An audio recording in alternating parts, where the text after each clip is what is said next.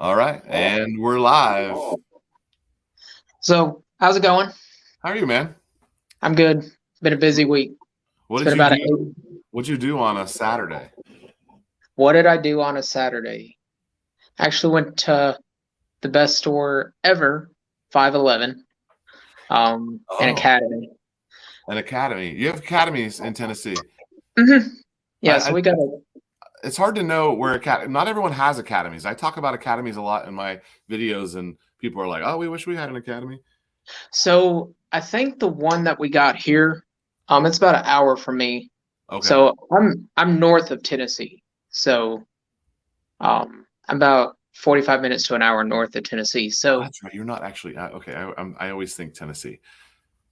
I'm not far from it. Like Okay. literally, the county I live in touches All right. Tennessee. Okay. So I'm not far from Tennessee, but the academy that we got here, I believe, is one of the first ones that was ever on this side of the Mississippi. So they're not super big around here, um, but they are around here. Now, the 511, is it like in a strip mall type thing? That's what we Yeah, have ours as. yeah. So our 511's in a strip mall, um, and I don't know. Does yours have like coffee shop on the inside of it, and like tables and couches for people to sit down and talk? I Talk and remember I remember some tables and couches, but I don't remember coffee. But I think I've only been in there one time. I've usually ordered their stuff. If I don't have much 511 stuff, but I would order it online, like most likely. So I use their backpacks for both three gun, a little bit of everything. Um, I use their backpacks. I'm actually building another backpack next week and a chest rig. So I'm going to test out their chest rigs and stuff like that and get some plates for it and see how comfortable it is, do a full review, so on and so forth. I'm trying to go as budget friendly as I can on my channel. Like that's something I really strive for is to be like take $500 rifle Yeah, and let's go to 1,000 yards. Let's go to a mile. Let's prove that I don't need a $5,000 rifle to go to 1,000 yards. those You those know are what my I mean? favorite videos. Like those are my favorites. Like, man, I feel like that's the most applicable for average person. And it is, but people don't realize how easy it is to transition from 400 yards to 1,000. I mean, you're talking in MRAD, you're talking only 5 or 6 mils of elevation. So, So I don't think I've oh, ever told you this, but you know the furthest I've ever shot is 500. really? Yeah. Hey, we all got to start somewhere. And I wasn't really even on paper. I was shooting 223, and I wasn't on paper. And I shot a box of ammo trying to hit what I was aiming at, and I Mhm. could not do it. 16-inch barrel, AR-15. Um, no bueno. One to Well, you're four scope. That was probably my main problem.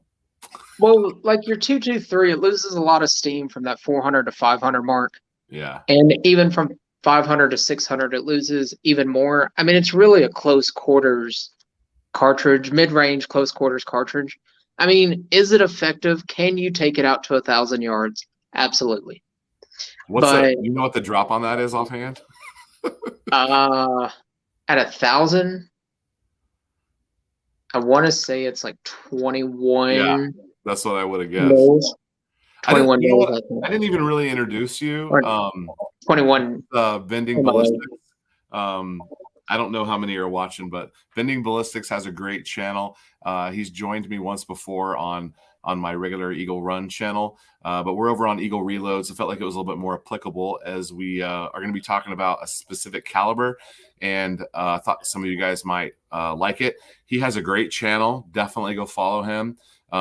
Leave your comments here. If you're not catching us live, leave your comments. I respond as best I can to everything. The Eagle Reloads channel is my second channel, and so it doesn't get quite as much attention, but I'll go through there as much as I can. And I haven't posted a video on this channel in like 6 weeks, 5 weeks. Oh no. Well, as far as like a regular video, I've been doing shorts. My shorts do really well. I've been doing lots of shorts, but as far as like reloading, I haven't done any reloading in like 5 or 6 weeks. But I have done some shorts, and they've done pretty well. I think the shorts, honestly, with the YouTube algorithm, I honestly believe that the shorts do better than a long, drawn out video, to be honest with you.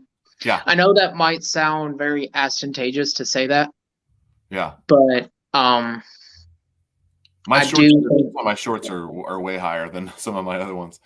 Yeah, because I mean, you get Joe Blow that kicks on and says, And scroll. "Yeah, scroll," and it's a hit. Scroll, it's a hit. So, I mean, he watches first 30 seconds or 3 seconds of it. It counts as a view. So I'm going to be So doing a couple of giveaways while we're on here tonight. This you is do. a Glock stand. I can't get it on camera. Okay, this is a Glock stand. It just says Glock on it. I can't. I wish I knew how to. I 3D printed this, and I That's wish I awesome. knew how to like put my logo on there. I don't know how to do that. If someone wants to make me a file, I will print it with my logo on it. But I'm going to be giving away 2 of these tonight during the stream. So make sure that you hang out here. We'll do a little comment contest. But I have 2 of these that are printed by Eagle Run 23 himself, and I'll ship it to you. I also am going to be giving away some coffee. This is my coffee company, and I've got 4 bags here that will be headed out to a couple of winners. I do remember you, Emmy, and I there's 2 guys that comment on my channel. One of them is ME, and one of them is like CE. And I think I got you guys crossed up one time when I was replying to you, but I believe ME is the one who sent me a little care package with some chocolates. I think that's you. That's awesome. Yes. And then Emmy also says, dude is an expert shot. Yes, sir, he is. So Miles we were is, just. Oh, Miles is over here looking through your content right now. thank you, Miles. I appreciate it. Shots are good. Oh, shorts are good if made well. Yeah. Yeah. Gotta He's be talking watching. about how I'm an excellent shot. Just wait till June, and people will see a lot of stuff that they're not expecting Yeah. because there's. Well, we can talk about that a little bit too. You wanted to talk about that last weekend, and I couldn't get on. Yeah. So I've actually impacted with 22 long at 1,200 yards. 1,200 yards with 22 long rifle. Took 317 MOA. Okay. Wow. So that would take me a little while. Yeah, so I was literally shooting at about a 30-degree angle, which I was in a very closed environment, like very safe, very closed environment on the private range that I shoot at. That you guys are on my channel, you've seen that range, and I've kind of changed up my my video content a little bit and started using my cell phone to record my impacts downrange. So yeah. Come June, that will be actually in a very important book to me because I want my name in a book. Oh, So, okay, great. So hopefully, it makes you a source. Yeah, a reliable source. Knock on wood, we'll get that in that book. I mean, I've always wanted my name in a book, so yeah, what's a better book to get your name in a book for? But I'm going to be petty and do it at 1,201 on the standard. Oh, heck yeah, 1204. Yeah. Awesome. But I'm doing it on a standard IPSC. Everybody else that did it at 900 yards, they were shooting off of, or they were shooting into a target probably about the size of your reloading table there. So what, 4 foot deep, 5 foot wide? Yeah. So I'm doing it standard IPSC. So if I don't get it this time, I'll get it next time. Never stop so trying. June, huh? June. Yeah, June. That's when the weather's perfect here to actually do it, is in June. How do you certify that? Who like, is there, you get So like people come out or what? yeah, so they'll actually have to come out and measure.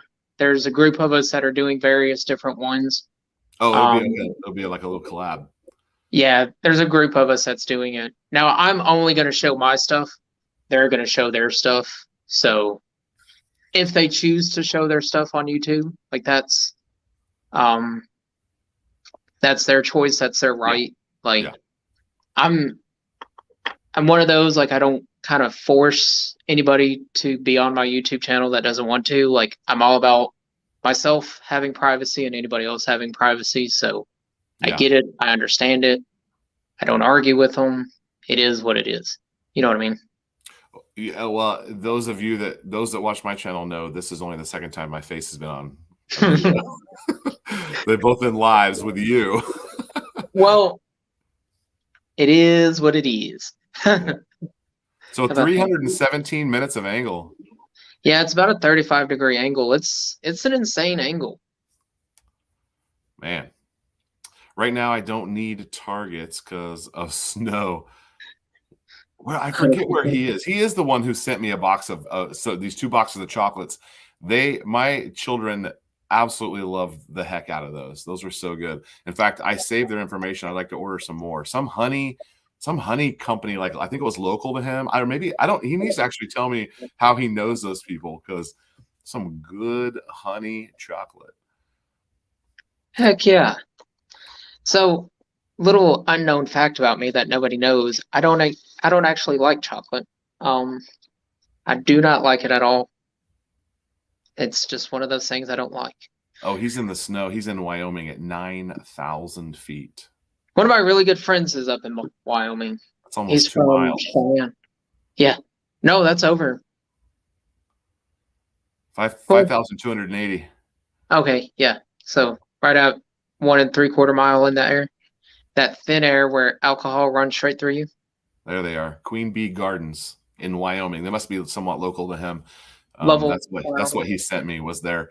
I'm not a huge chocolate fan either. I don't really do a ton of sweets, but I mean it was good. Like I don't eat chocolate every day, but oh no, Miles is gonna unsubscribe now. Oh no. I'm human. I promise you I'm human. I just don't much care for chocolate. Yeah. My big crutch is the Dr. Pepper. Yeah, that's like that's the Texas drink right there.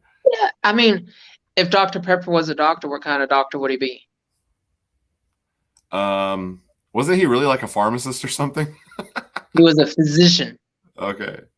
What's Physician up, was a Theo? little loosey goosey back then with the who exactly is a physician. There's practical Yeah. accuracy in the house. Oh yeah, drinking at that altitude would be a Yeah, little, when I was at the Kinga 2 Mile last year, um, over there in New Mexico, even though it's not that high up in elevation in retrospect to where I'm at, but guys that come from Georgia, from Louisiana and stuff like that, they went up to that elevation. And I want to say it was only like 3,100 feet. It wasn't a lot, but they were toe up from the flow up. So I don't drink that much, and I had a beer today at lunch. After all the kids' games, like we went and ate like on a patio because it was yeah, friggin' gorgeous in Texas today. must And be. I had a beer, and I probably hadn't had any alcohol in like 3 weeks. And holy cow! Like one beer, I was like, oh my gosh, we're gonna have to sit here for a little while. Um, it wasn't like drunk. It was just like, holy cow, I feel this. No, I get it. And that so I've been sober for quite a few years now. So like I used to drink super heavy, and then I found my passion for shooting long range, and I completely quit Can't really do those drinking. two And things together very well. yeah, so that's just kind of one of those things Yeah. where I don't mix the two, and as frequent as I shoot, I don't want to Right. just inadvertently, accidentally get complacent. So Anytime you got something in your life like that you're taking super seriously, it kind of it sends you in a direction where like you can't do all the other things that people do. So I mean yeah, that's good. It's a discipline. It's just it, like a sports athlete or someone it doing is. something at a high level takes attention. It is, and like the firearms rules, the way they are now with like NFA trust and suppressors and stuff like that, I don't want to spend my hard-earned money at on something that's an Right. NFA item and then turn around and have to give it right back. You know what I mean? Yeah. So I shot.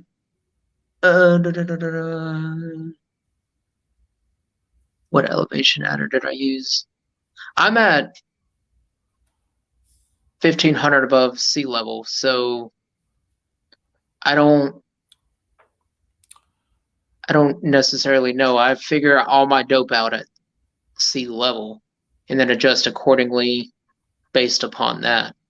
He maybe was thinking we were shooting in Wyoming when we were Oh talking. no, I'm not shooting in Wyoming. Yeah, no.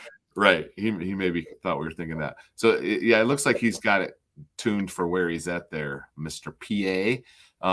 We actually should invite PA on sometime. Well, send the. Why don't you Do you send, have? send me an email, eaglerun23@protonmail.com, Mr. Practical Accuracy, and we'll see if we can get you on. We might even do that tonight. We've got about 45 minutes left tonight. But he would be great to have on. Yeah, and I've got a challenge for him that he's about to get called out. Right. Yeah, I forgot. So I think he tuned in and out last time and he might have missed that. PA, do you have access to old expired fire extinguishers? Just curious. You did a watermelon at 1,000 yards, so let's see what we can do at 1,500 with a fire extinguisher. Oh, dang. Okay, so should we do a giveaway first and then jump in on our topic? We can. That's completely your choice there. It's kind of your show, so. Okay, we're gonna do this one first. Now, I don't know how many people are watching. It doesn't show me on here, so it could just be me and you. I know there's at least a couple other people in here. We're gonna be giving away. I don't think I can show you how to use this. But just imagine a thing that goes like this, and then it just stays there. It doesn't have this though. It's like this. There we go. And it just hangs out right there. I have 3 or 4 of these hanging around. I'm gonna print a fresh one. It'll be in black, but let's do a little giveaway here. We're gonna do a number. We're gonna do a number game. So the I don't know how many people are watching. It's hard for me to tell. So I'm going to write a number on this piece of paper, and the closest will win. We're gonna go. Let's just go one. What if there's like 50 people watching or like 2 people watching? Let's not do that. Let's do a trivia question.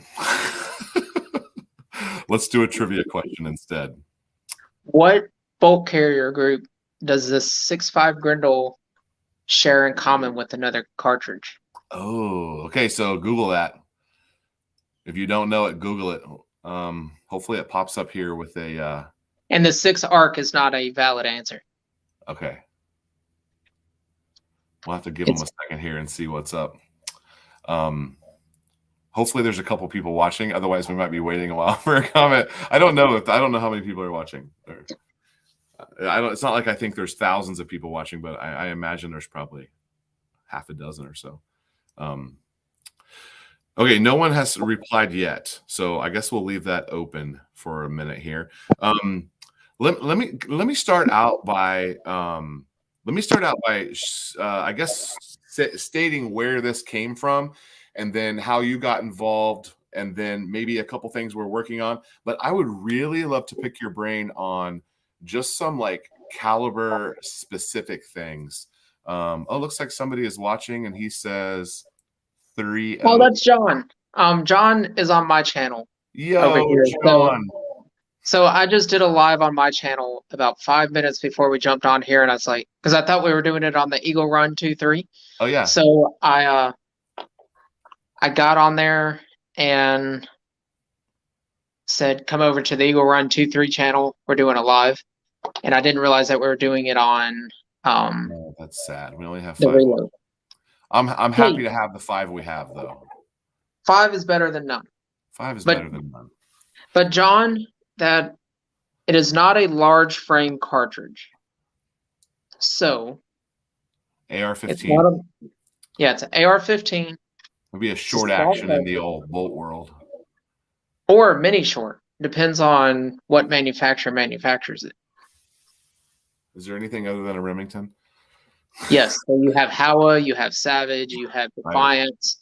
This is, you're wading off into territory unknown to me. Well, that's kind of what brought me to start to talk about like Super Wildcat cartridges when you were talking about building either a 223 Wild or a Grendel. It's why not do a 20 tactical? Right. Where did I had it right here. Oh, here it is. Okay, so I can't show you exactly what this is, but over on Eagle Run 2-3 channel, we have a lower receiver, and it is OD green, which, by the way, stands for olive drab green. Those of you non-colorblind people probably would appreciate that. For me, it's just a color other than black or gray. So I have I guess we'll repeat that. I have decided to build a unique gun with some colors, and I'm going to be going through this and letting the viewers make some decisions on this. Now, I may have some overrides on that because I don't want to end up with like Bodie McBoatface or something like that for some of the parts that we're looking for, but they're going to make me do like pink and purple triggers or something. I'll give you some choices, and we're going to build this gun together. It'll take us a couple months, but it'll be going on in the background of other stuff going. But we are deciding on a caliber, and I didn't want to go too oddball because I like to stay. I have a caliber system. I've done a video on this. Because I'm not really a hunter. I'm more of a like preparedness-minded person first with my firearms. Self-defense is first, but I do enjoy shooting pigs because, if you've shot pigs before, you'll know. Shooting That's pigs. That's why I got a 300 black. So I would like a caliber that could shoot a pig, but I'll shoot a pig with 223. I don't care. And then I already have 6.5 Creedmoor. 5.56, 223, 9mm, 12 gauge. Those are like the calibers I have. I kind of wanted to stay in that family, but I mentioned I'd be willing to jump out to a 6.5 Grendel. And the only reason I'm interested in branching out to a 6.5 Grendel is because as a reloader, this side, as a reloader, I can have some redundancy in bullets between 6.5 Creedmoor and 6.5 Grendel. Now, I have some questions for you about that. Small amount of redundancy. I have some questions for you about that, and so I'm hoping to. I'm not making a purple trigger, Emmy. I won't even give you that choice. Get out of here. Purple trigger. Actually, I don't care. I'm colorblind. I don't care what color it is. So a lot of people were saying 224 Valkyrie, and there was some other stuff that was brought up. I had some Valkyrie choices. I've got a Valkyrie. I've got a Grendel. Okay. I've got a couple Grendels. I've got obviously 223, 300 blackout, 6.8, 458, 450. The list goes on and on and on. Yeah. As an armor, you just kind of build stuff, and then you keep growing and growing, and before you know it, more guns in the same calibers. That's for me. I do the same thing. I just don't branch out in calibers. Well, my problem is now I'm building my second vault at my house, and I've got two. There is literally a point where you've come to having too many, but you're too cheap to sell them. So, I'm not selling anything. Yeah, I won't either. But now I'm getting to the point where I have doubles and triples and quadruples of everything. But we can talk about this handy dandy cartridge here. And to the answer to my question, because I don't think anybody was able to answer, it is 7.62 by 39 Russian is the parent case. Everybody said they didn't know. 220 Russian, 7.62 by 50. Is it 39? Yeah, 7.62 by 39 is the Russian. It was made in 1939 by the Russians to answer the. Because it is 6.5 by 39 as well. Yeah. Okay. Oh, you're right. So the 7.62 by 39 was meant to match the. I believe it was the 250 Savage or it was the 220 Swift. I can't remember exactly which one it is. It's one of the two. It was designed for close quarters, but 250 Savage then exploded and went on out to become a massive Varget cartridge. You see it a lot in lever actions and things like that. But I digress. I'm getting off on a tangent on a completely different cartridge that we're not talking about. So you're talking about projectiles kind of being a little interchangeable on 6.5 Creed and 6.5 Grendel. I'll agree to disagree, and here's why. I load my Creedmoors with 140s. I load my 6.5 Grendels with 123s. Yes, I could load the Creedmoor with 123s, but for speed wise, it's not worth it to me to burn up a barrel in a 6.5, pushing it 3,200, 3,300 feet per second in a Creedmoor when I can take this cartridge that's running very anemic speeds. I'm talking very anemic speeds. So this one is only running 2580 out of a 22-inch barrel, factory loaded, 6.5 Grendel. And for me, that anemic speed, even though it is a very anemic speed, it's still a super efficient cartridge based on the fact of a 30-degree shoulder bump. Okay. A lot of people don't realize that really when you start talking about cartridge efficiency, shoulder bump means more than speed. So we'll use for an example 7.62 by 39. We can use that one, or even the 220 Swift. 220 Swift was a 28-degree shoulder bump, whereas the 7.62 by 39 is a 25-degree shoulder bump. Both of them are pushing very anemic speeds, but they are very efficient at what they do. It's like comparing 300 Blackout to 7.62 by 39. They're of the same family, 7.62 by 35, 7.62 by 39, and it comes down to the shoulder bump. I might have it backwards. It might be 39-degree shoulder bump and 35-degree shoulder bump. I don't have that right in front of me. But that shoulder, I might have it backwards. It might actually be a 35-degree shoulder bump on the 300 Blackout, which is 7.62 by 35, and a 39-degree shoulder bump on 7.62 by 39. Granted, both 30 cal projectiles, but they're still running super anemic speeds. And then you come into the wildcat of what we know now as 6 Grendel or 6mm arc. There's a lot of things with that cartridge that's benefited by bumping the shoulder back a little more, but still having that 30-degree shoulder. Okay. Even though it's still a super anemic speed, it shoots extremely flat with the 6mm projectile. You're talking 108 grain projectile versus 123 grain. Yeah. It's anemic in speed, but performance-wise, it's no longer anemic. Have you loaded a 140 in the Grendel? So I haven't found any load data on it. That's kind of funny you asked that. I was thinking about that earlier. I don't know that there is any load data on it, or if it would be a subsonic, which is possible. It very well could be a subsonic. That's actually what I was getting ready to look at. If that becomes subsonic there. I may play with that someday. I don't even have a Grendel in operation yet. What would you say the average person who's buying a Grendel, like everyone I know that has one got it to shoot hogs. It's a hog hammer, man. Yeah. I mean, it's even a deer hammer. So my cousins have taken my Grendel here with the pink stock. It's a gas rifle. They've taken that out and just slaughtered deers with them at a couple hundred yards, and it just because even though it's a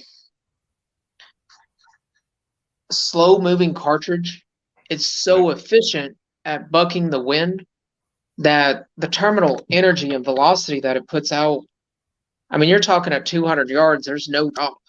You don't start Yeah. seeing a drop until 3, 4, and 500 yards. But your foot pounds of energy still by 200 yards is probably still 70 to 75 pounds of energy literally exerted into tissue. Yeah. So, and So if anybody knows, hunting oh, is the main reason, like semi-short yard hunting. well, yes and no. The military actually developed these 7.62 or 6.5 by 39 Grendel for kind of one of those weird cartridges where they tried with the Valkyrie, they tried with the 6.8, they tried with 300 Blackout, they tried with the 6 Arc to kind of alleviate the 223 out of the battlefield and try to go with a cartridge that's more efficient. But the problem is, so you start taking, I've got some Wolf steel case here. This is a 100-grain projectile. The weight of this one projectile is the weight of 2 fully loaded 5.56. That's it. The 5.56 wins that contest. That's one of the things. If that's an issue for you, 5.56 is tough to beat. It is. You keep coming back to that. And it's still that super efficient cartridge of, I've got full length cartridge. It's not, yes, the Ackley Improved uses kind of the same idea where you start taking 6.5 by 284 Ackley Improved. It's kind of the same idea where you kind of bump the shoulder a little more and make it a little more efficient. Like you look at the 6 Dasher. We can use that one for an example. 6 Dasher and a gas gun, it's not worth it. 6 Dasher and a bolt gun, very much worth it. Oh, yeah. Or 6 GT. 6 GT is one of those weird ones, too, that it's efficient in a gas and it's efficient in bolt action because they're both running super anemic speeds. But it's a 308 case head that's been shortened to create that anemic pressure. I mean, you're still talking at max pressure on the 6.5 Grendel here. Max pressure with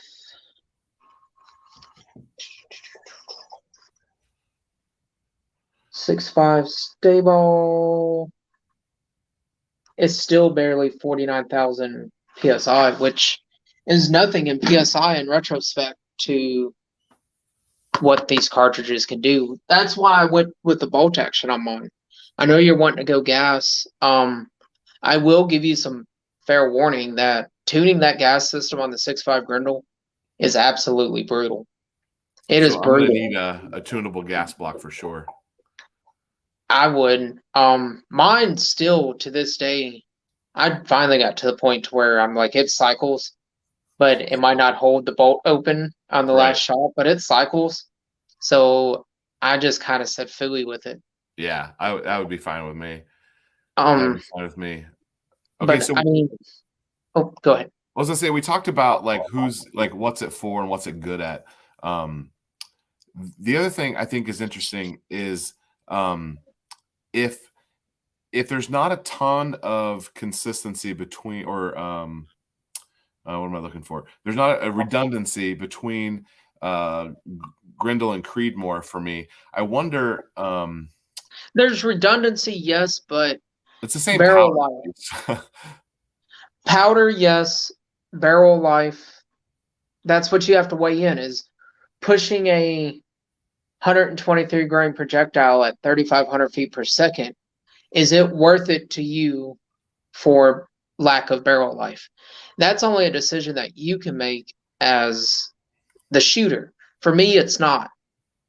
But for you, it might be. Maybe that extra speed is what you want. But for me, it's not. I think I have 123 Hornady, I think, in 6.5 Creedmoor. They made a match 123 grain. 120. There's a ton of bullets for it. There is, well, because when the 120 grain projectiles came out, it was when the 6.5 Creedmoor was still in its super infancy, and I don't know if you remember that when Creedmoor was in its very beginning infancy, and it didn't have a lot of energy behind a 120 grain projectile. It it was strictly designed to punch steel when it initially started. Yeah. It wasn't designed initially from the beginning until people started using it as a hunting cartridge to realize that, hey, this might actually be something to look into for a hunting cartridge. But it more turned into this is just a it was designed as a punch holes in paper for F class guys and stuff like that. But you started coming out with the 130s, the 135s, the 140s, the 143s, the 153s, the 170s. You start going into some heavier weights with the Creedmoor or even the Grendel. There could be low data now for the Grendel with 140s. I'm not going to say there's not. Well, Because that might be what I'm playing with because I have a ton of 140.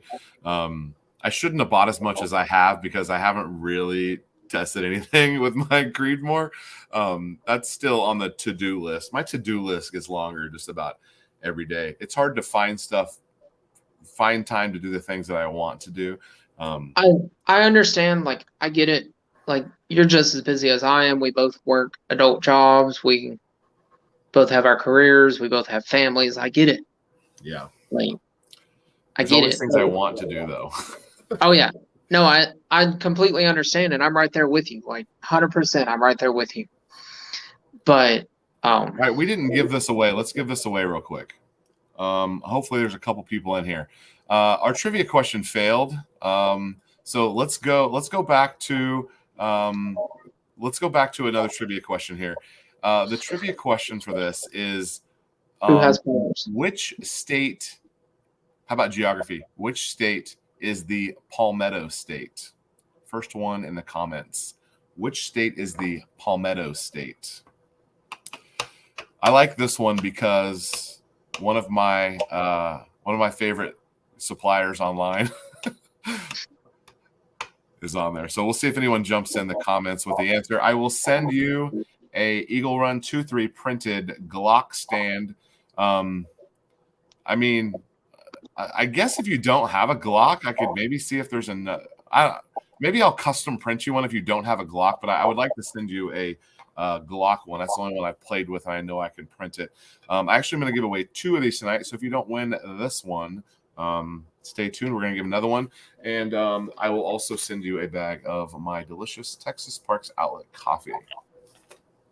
And I sent you some of that, but you don't even drink coffee, so. No, I don't, and I mentioned that like beforehand, and I felt really bad because like I'm not a coffee drinker. My caffeine intake is very in depth from Dr. Pepper, and I drink a bunch of Dr. Pepper though to get that much caffeine.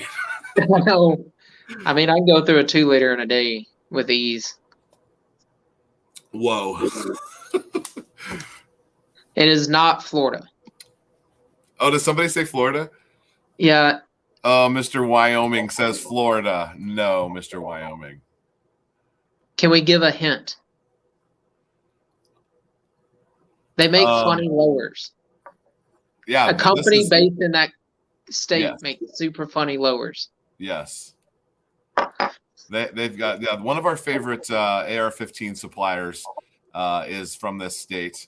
I mean, I can tell you they're Palmetto State Armory. I can say that. That doesn't give you any clue. You just got to figure out what the Palmetto State is. It is not Florida. ME already won something from me, so he might be a back-to-back winner. I sent him an ammo box, which I think he said earlier in the comments that he got it and he liked it and he liked the coffee. So shoot me a text later and let me know if there's one for a Canic on there. Oh. You and I have never talked about pistols, so. No, I'm not a big pistol person. I'm not huge into pistol. I'll shoot them, and I'm pretty good at shooting pistol. John just says East Coast. Well, he is very close. John, you can just Google it. John is good people. So John and I have had a lot of discussions on my channel. John's very good people. Um, uh, he's good people. Okay, my next question for you on Grendel. Mm-hmm. What would you say is the range that is obviously there's extremes here at play, but what would you say is the range that this cartridge excels at? Like when it's doing its best job, it's shooting something at this distance. 300 to 500 easily, but you have a correct answer in your comment. Yeah, I got a fan of my 3D printed stuff. I'm not even that good with a 3D printer. ME, listen, don't even send me your address, homeboy. I already have it. I really say between 300 and 500, depending on velocity. Now I like to push things to the extreme. I'm not even going to lie to you and tell you that I don't, because I do. If anybody's been over to my channel, they understand that I push envelopes on a lot of cartridges to prove that it's not the cartridge, it's the shooter. Ooh, some myth busting. Yeah, I call it bullet busting. Bullet busting. Yep. You have a little graphic that comes up when you say that? I should. I need to. There's no effects in here. So 300 to 500 yards is where it's going to excel. It's relatively flat through that distance. You're still supersonic. Oh yeah, you're still way into supersonic. You won't hit transonic stage until I think it's about 700 yards is where you start hitting supersonic, and then you hit transonic right at 1,000. Okay. So it's a very anemic cartridge, very anemic, but it's very efficient at what it does. And Vortex talked a lot about this. I don't know if you've ever been on their cartridge wars and watched those. They have a podcast I enjoy, but I haven't seen this. So they have one called Cartridge Wars, and I love it because I like correcting them sometimes when they're wrong, and I also like being a reloader guy on there who does pretty well. Yeah, I forget his name. I'm not exactly sure what his name is. He's on the podcast. Super good guys over there. Super great guys over there. If anyone asks a question about Wildcat or something, he's the guy who answers. I'm sure that's the same guy who's on this video. Oh yeah. Super good guy, super friendly. All those guys over there are super friendly. And so I've met all those people with everything that I do in the competitive scene. I've been to that facility. I've met those people. Because you shoot Vortex. Yeah, I shoot Vortex. Like any Vortex, everything but 2 Writons that I own. Everything else is Vortex. Good. I think I have 1 primary arms, but I think I'm going to put it out at about 1,000 yards and send a couple pounds of tannerite through it. But it's on a CQB rifle of mine. It's a fixed magnification. I don't like fixed magnification at all. Oh. So no, I don't. Yeah. Because I don't understand the concept of a fixed magnification. For me personally, like if I wanted fixed magnification, I'd have an LPV. Yeah. It's nothing. It's not a dig at any company. It's not a dig at any shooter. It's a dig at what I like. Yeah. So I'm not digging at anybody specifically, but for me, it's not what I like. Does that make sense? Yeah, without sounding like a total douchebag. No, I mean, I don't feel like it's probably not super common to have a bunch of fixed. I mean, maybe I feel like only older stuff I've come across is fixed. Yeah, it's a primary arm Cyclops. Do you remember those? Oh, They're yeah. I haven't shot with them, but I've seen them. And then I've got that on my 300 Blackout, and then I have a Wrighton Tactics on my 5.56 Shorty. Both of those are on short rifles or pistols, whatever. They're on those, so like that's all they're used for, is CQB stuff. Yeah. Okay. Someone mentioned earlier that I was not doing 300 Blackout, And I 300 blackout never did it for me. I'm not a suppressor person, mostly because I'm not filling out any paperwork to do anything. And I was excited when we were hopeful that maybe Texas suppressors was going to be a thing. I don't know that Texas suppressors are going to be a thing, but if they are, maybe I'll get into suppressors. But there's not a point of shooting 300 blackout if it's not suppressed. Am I wrong? Yes, you are 100% wrong. Really? 100%. So there's a thriving 300 non-suppressed blackout community that I'm unaware of. Okay. So where are y'all at? I haven't found you people. You're one? I love it. I love it. So I've got a really nasty hand load. 9x fixed, Mr. Me. Well, a fixed magnification on a optic that has the option to use variable magnification is a different topic than a permanently fixed magnification. Does that make sense? Yeah. But no, I digress a little bit. Yeah. Back to back to the 300 blackout. I've got a nasty round loaded with controlled chaos rounds that it's not called the Pig Slayer round for no reason. Okay.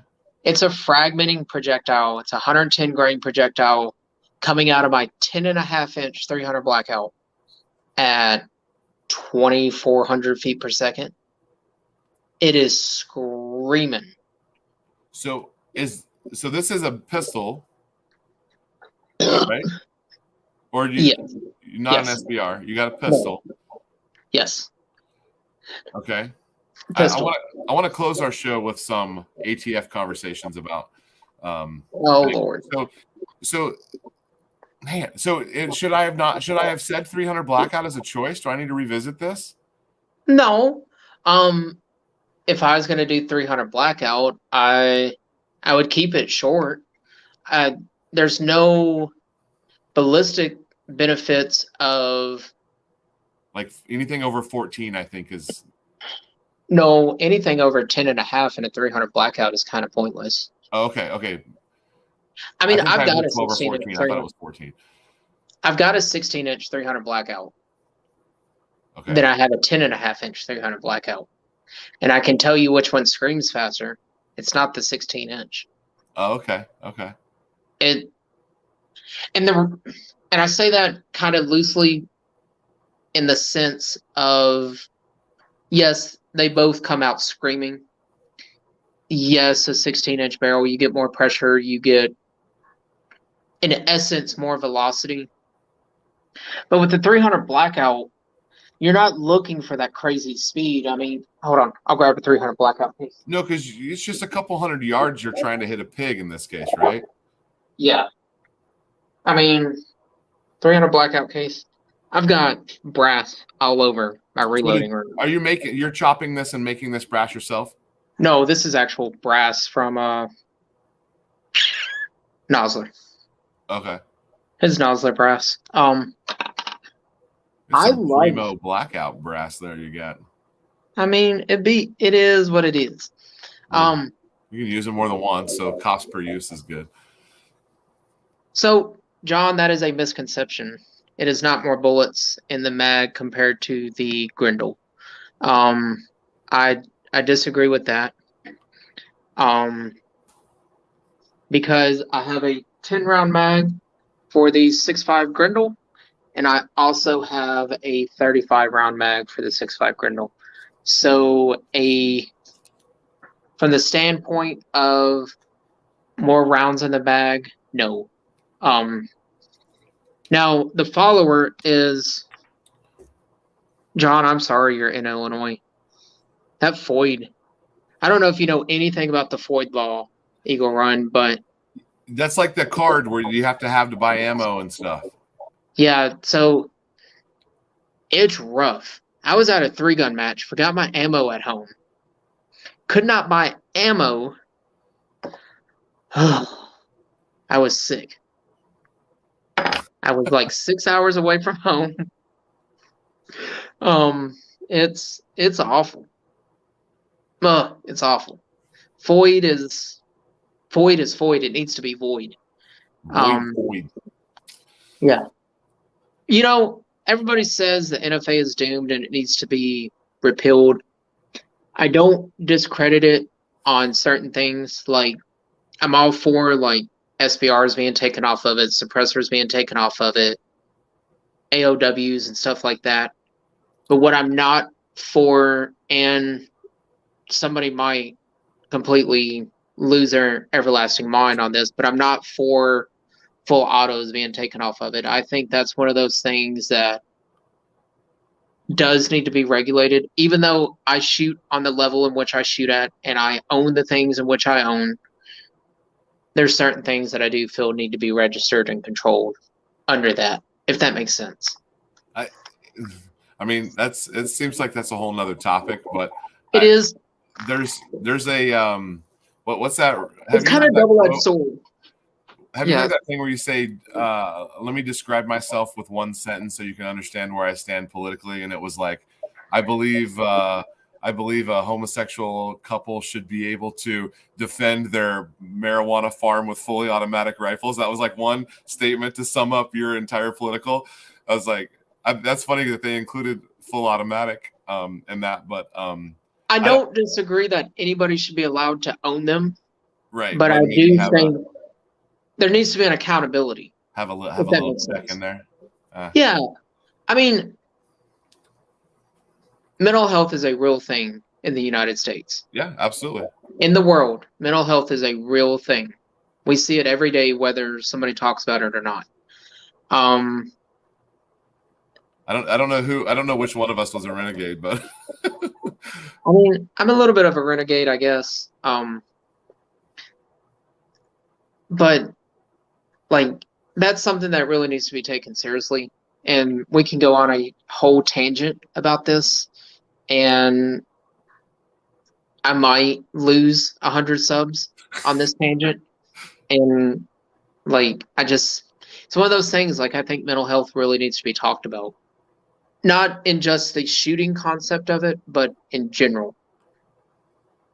I feel like both of us are renegades. Don't worry. That works. Like, I really feel if people put half the amount of energy into fixing the issues in the United States that they have in Ukraine, this country would be a lot better. Does that make sense? Yeah, I mean, intentionality is the answer. Like, intentionality is the answer to dang near everything. Like, Amy summed it up the best right there. Yeah. I'm in 100% agreement with that. It's fun. I love shooting full auto, but I've never shot full auto. And I mean, it's fun, but I've never sought it out. I mean, I could go pay and do it on any street corner, in the towns I could drive down into town into Grapevine, Texas, and there's half a dozen. That's where Drive Tanks is, isn't it? Drive Tanks is south of us, I think. I think that's down closer to like San Antonio, but Fort Worth, Dallas, Arlington, any of the other ranges, they all have full autos you can rent. I've just never done it. And maybe my opinion's a little skewed on it because Knob Creek machine gun shoot is literally a couple hours from my house. So I've been there so many times to Knob Creek that it's just like, whatever. Yeah. I never was into the bump stocks. Like I had a couple buddies who had one. They got rid of them. ATF, don't worry about it. I never even tried it. Like I was at the range with a guy who was doing it one time, and like he was like, "You want to try it?" And I'm like, "No, I'm good." Like I'd rather. I don't know. I'd rather. Well, it's kind of one of those things where everybody's up in a tangent about the forced reset triggers, and I've done that. That I have done. But like the forced reset triggers, like everybody's all up in a tizzy over those. And my opinion is, with the right amount of training, you can outrun a forced reset trigger. that's kind of one of those things that nobody really understands. The amount of trigger time I have, I can work a semi-auto trigger as fast as somebody can work a forced reset trigger. Yeah. So maybe my opinion's a little bit skewed on it. Maybe that's it because I've had so much trigger time that I'm just like, a well-placed shot goes a little further than spraying and praying. You know what I mean? I was a pitcher in baseball, and when I was in high school, and I definitely subscribed to the placement over velocity. I wanted to put it where I wanted it to go, and I felt like that was more important than screaming it in there. And having more pitches, and I'm like, I just need 2 or 3 pitches. I'm going to put it exactly where I want it to go. And that goes hand over fist with shooting also. That's kind of my thing with 300 blackout.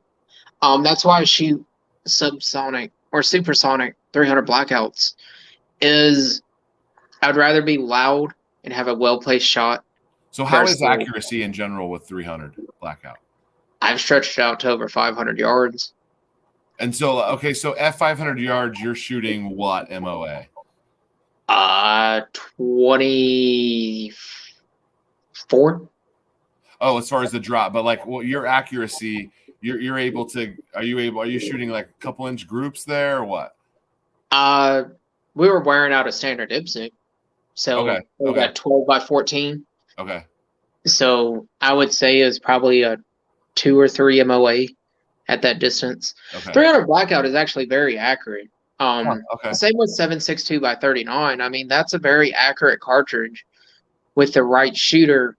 Everybody will scream up and down that the AK is not accurate, but it's a completely different sight process of what anybody was taught in the beginning. Because you got to realize, like, American rifles, European rifles are one and the same, as in they both go boom, but they're one and different in the sense of sight picture. American rifles are sight picture. If this is a rifle, whatever, we're used to our rear sight being back here and our front sight being up here. And Europeans are taught where their rear sight is up here and their front sight is like this. And it's all based upon how you were taught to shoot. I cannot shoot an AK worth crap, but if I shoot a 7.62 AR,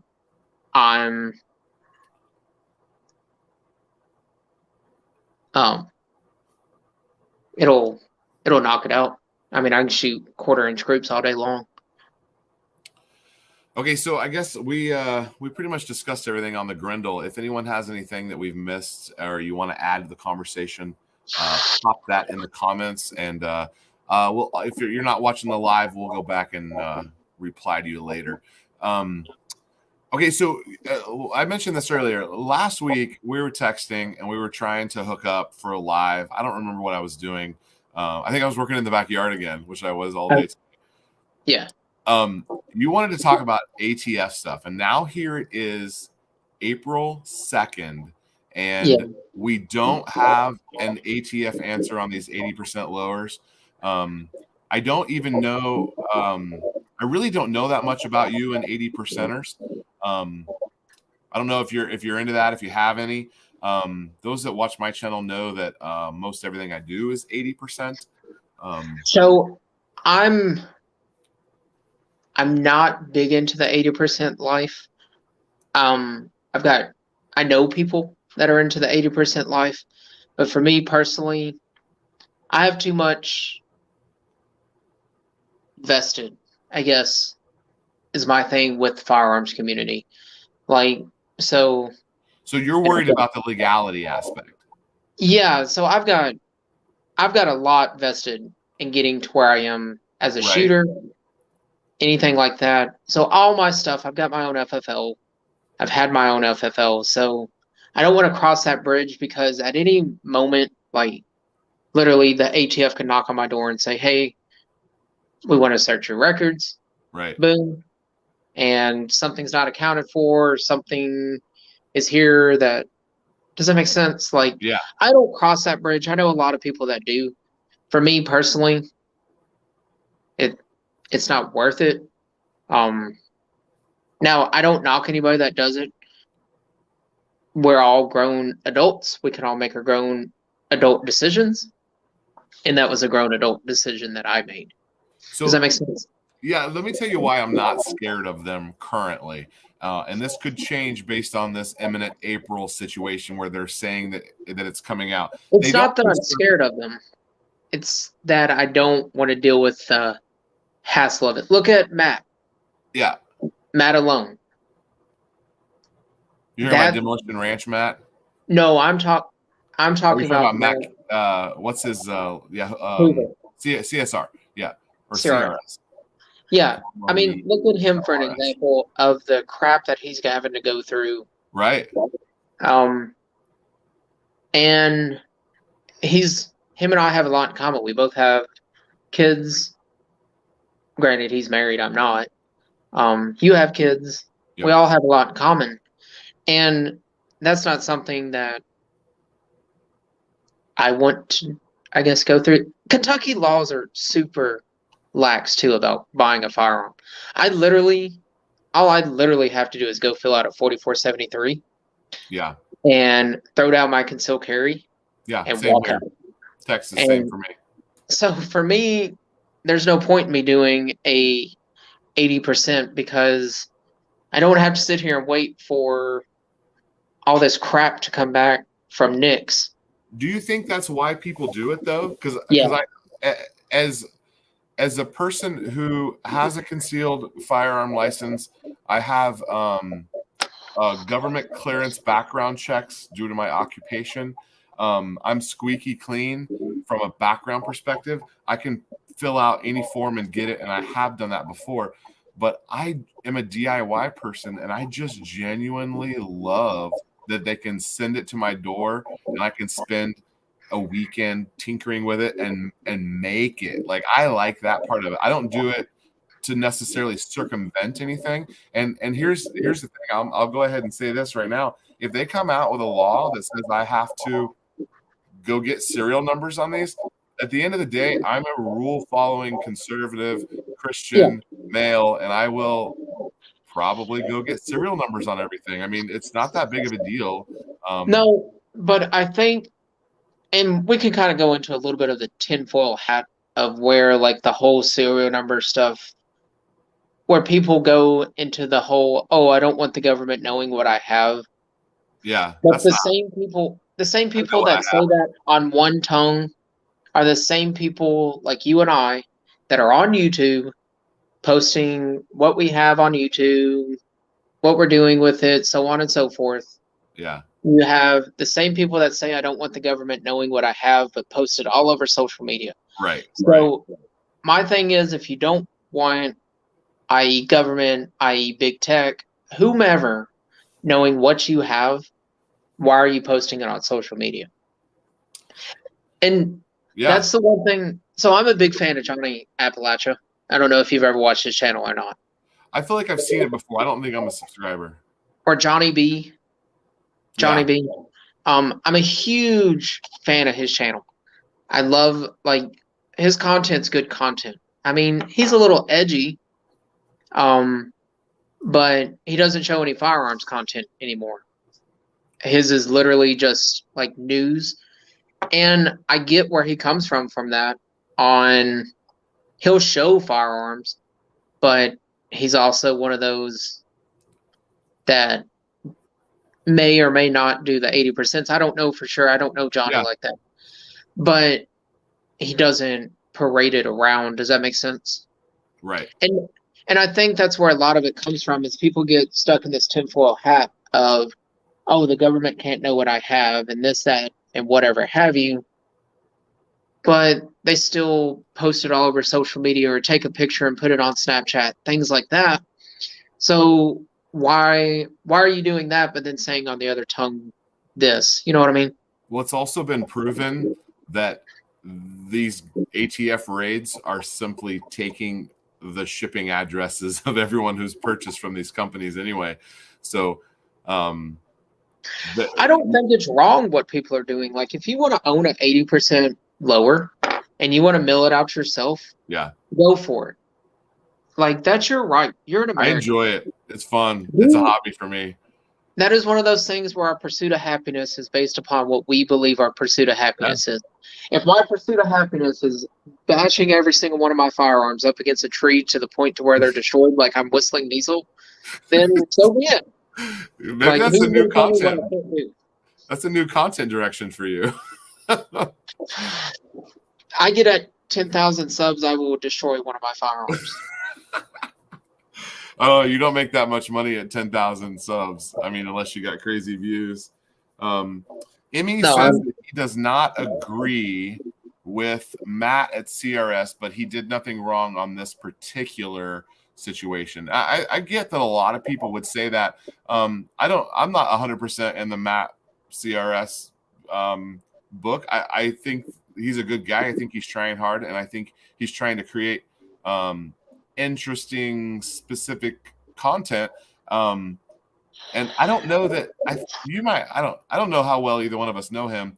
I've only exchanged emails with him a couple of times, but so Matt and I have talked on the phone quite a bit.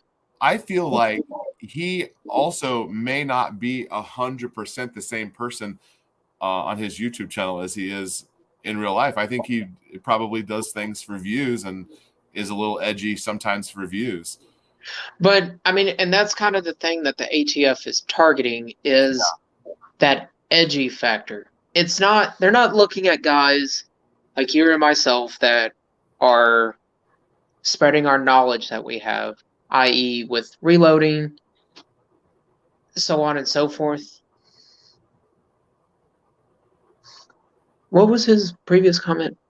Oh, he said, I don't agree with Matt at CRS, but he did nothing wrong on that. No, Miles. No, Miles. The Matt at CRS drew the line. We all should stand with him. This one. I don't. Why won't that one pop up? There it is. I don't disagree with Miles. And so I'm from Wisconsin too. I'm from Milwaukee.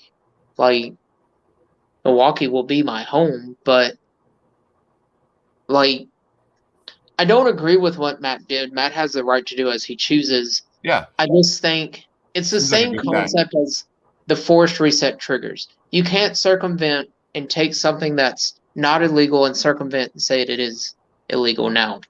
It's the whole bump stock ban. Yes, it was outlawed via executive orders, but executive orders are not laws. We saw this with COVID-19. And this is going to get extremely political, and I don't like getting extremely political, so I do apologize. So I do apologize about this, but I really don't like getting super political. But we saw it with COVID-19 with everybody has to wear a mask to go into Walmart, to go into Kroger, Myers, Publix, so on and so forth. You had to wear a mask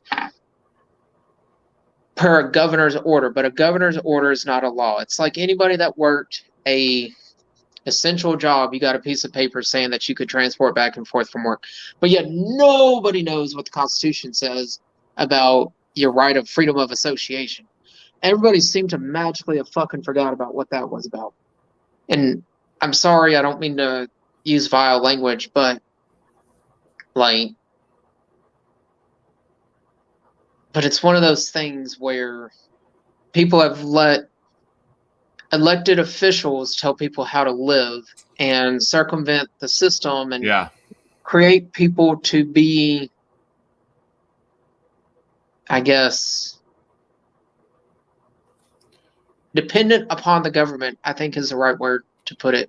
And I don't mean to get super political, and I do apologize about that, but it's one of those things that I get really frustrated when we talk about, like, when I talk about stuff like that, because it bothers me. Like, I'm middle class, you're middle class, and we all know what it's like being middle class. If you make less than, if you make $60,000 to $89,000 a year, you understand that you pay the most amount of taxes in this country, and all this free money that was given out is then circumvented, and you have to pay it back, and our kids have to pay it back. Because if we teach our kids how to get to the middle class, and how to make $60,000 a year or up to $90,000 a year. We teach them how to do it through hard work and diligence. Then in turn, they're still paying a 22% tax when you Hard have, work. yeah. I mean, and it's kind of one of those things. It's a double-edged sword. I mean, So Miles, I want to make sure Miles knows. Yes, Coloma is the C in CRS. I think he knows that. He says he's not very far from Coloma. Coloma So Miles recently. must be he must be He's in pretty Marietta. close. I like I'm a fan of. I hope what I said wasn't confusing. I am 100% supported Matt. I donated to his paper, or what was the one that I donated to his GoFundMe, which I don't know if they got that money, if they're going to send it back to me. I don't know where that stands. And then I also donated to his other one, just in case he doesn't get the one from GoFundMe and they send it back to me. If not, he can keep both of it. I have posted, I've made videos and mentioned this, trying to get people to be aware and to post to support. I'm following the situation from John Crump and trying to see if there's any news. There's nothing that we know about him in the last couple of weeks. No, and the problem with like it'll probably the be a while. problem with like the situation in which Matt's in and stuff like that is it turns into a money game. And like John said, it's Biden's ATF. And how do you make an example out of somebody that's a nobody? You don't.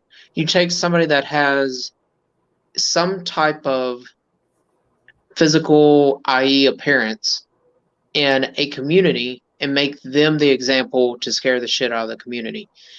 Because you can't take somebody that has no social, I guess, influence or anything like that and expect them to be made an example of, because nobody knows who nobody is if nobody sees you.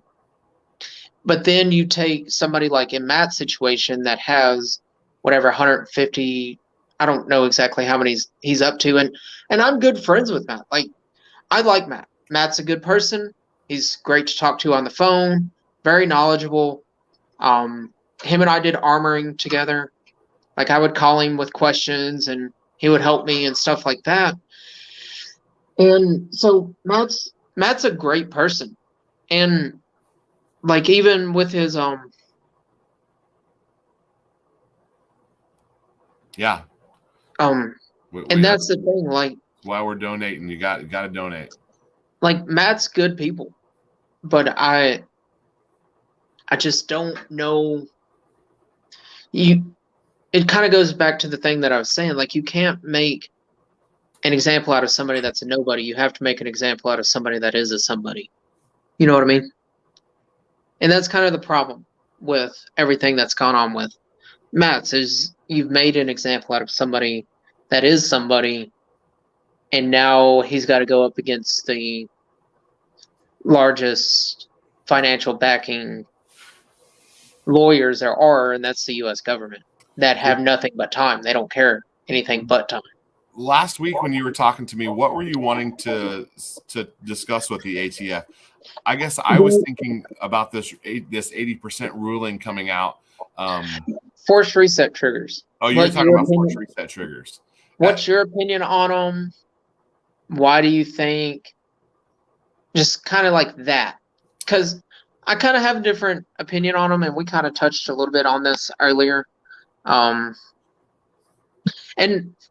oops. I might have disappeared there. I don't know. Sorry, I hit the home button versus trying to go back from the comment. But what Normalizer said is Matt did push the limit, and that's kind of the thing. Like, you can't sit there and say fuck the ATF when you're in a, no matter how somebody truly feels about the ATF, like, you can't sit there and say fuck the ATF. Like, you can think it, but at the end of the day, a federal judge doesn't like that. And that's kind of the thing. It's not going to play well in court. No, and that's kind of the problem, that I guess it all happened there. Because all that transpired around the same time. Like, But no, force reset triggers. How do you feel about them? Like, why do you think? So if anyone doesn't know, I think this has to do with them saying that a part is a machine gun, right? I mean, they're saying that that trigger is a machine gun in the same way that they said that bump stock is a machine gun. So they also consider an auto sear a machine gun, not only the sear, yes, only the part. And once it's established in a trigger group, then the entire trigger group becomes a machine gun, not just the part. Then. So I feel for them. Let me give some ATF sympathy here. I feel for them because trying to write a rule that is applicable to all that we have here in the firearm community, that's tough. I get it. I get that that's a hard thing to say, and I wish that they could maybe have different sets of rules for different situations. I'm not an anarchist. I'm not completely out on rules. I will say that shall not be infringed, and all gun control is unconstitutional. I'm with you on all that. I am too. Like, I'm with you on that. I think there's limits on certain things, but I think gun control in general is an infringement. But I do think, I mean, I think we could come up with something better, and if we abolish the ATF, there could be something. There could be something that works better than this boot that we have stepping on. The ATF was initially developed as part of the IRS. I don't know how many people truly know the entire deep down history of the ATF, of where they initially were developed. And it wasn't initially developed until we got in the IRS and with the tax stamps of pre-80 mostly alcohol, right? Yeah. Of the pre-86 or pre-68 stuff is when the ATF became a thing. So felons can own a gun in Texas, Miles. Did you know that? There's specific types of felons, not just generically felons, but there are some felons who can apply for firearm. Yes. Yeah, shotgun. And get a shotgun. Yes, for shotgun. But it's not all felons. No, it's got to be like non-violent, isn't it? Something like that. Yeah. Could you imagine that one felon that has 20,000 shotguns? Miles is an abolitionist. Wait, does that mean you're abolish ATF? Is that? I think that's what he's saying. An abolitionist, ATF abolitionist. Yeah, there's 87,000 more IRS agents coming. I still got not a fair stretch. As a small business owner, I'm still fooling with my taxes right now. It takes 70-something pieces of paper for me to document my income, and I am still fooling with that currently. Oh, dude, it hurt this year paying taxes. Oh, it hurt. I still don't know what the story is. We did pretty well last year, but I also bought a truck so I could chunk some of it off. That's a write-off there. I got hit a little hard this year with taxes. So anybody can make an auto sear out of a chunk of metal found in a gutter. The issue is intent. Intentionality is the secret of life. You are correct. That is very accurate. And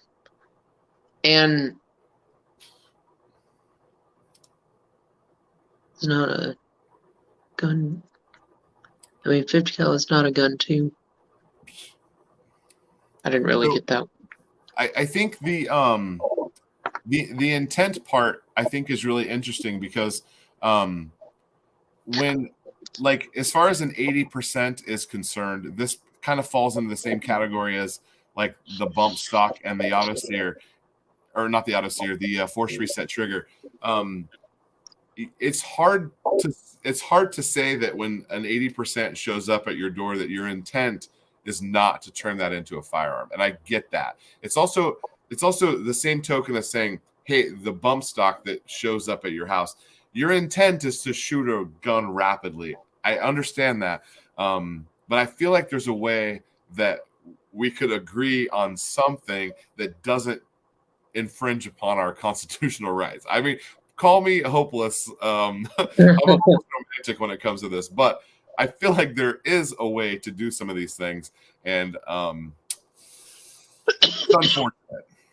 I do too. Like, I don't disagree with you there that there is a way that as a community we need to be better at maybe policing our own versus somebody else of a non-elected official making a rule under their authority given to them by Congress, because that's all a ATF rule change is. It's a loophole underneath the laws in which they were granted by Congress. That's why you see Section 286, subsection 26, subsection Alpha Bravo Charlie Delta. It's all based upon that one law that says, ATF, you're ruling over this. But I think they're picking the wrong battles, in my opinion. And because I don't know if you remember TACON or not. Do you remember TACON? What is that? TACON was the OG to forced reset triggers. They were the original manufacturer of the forced reset trigger. Okay.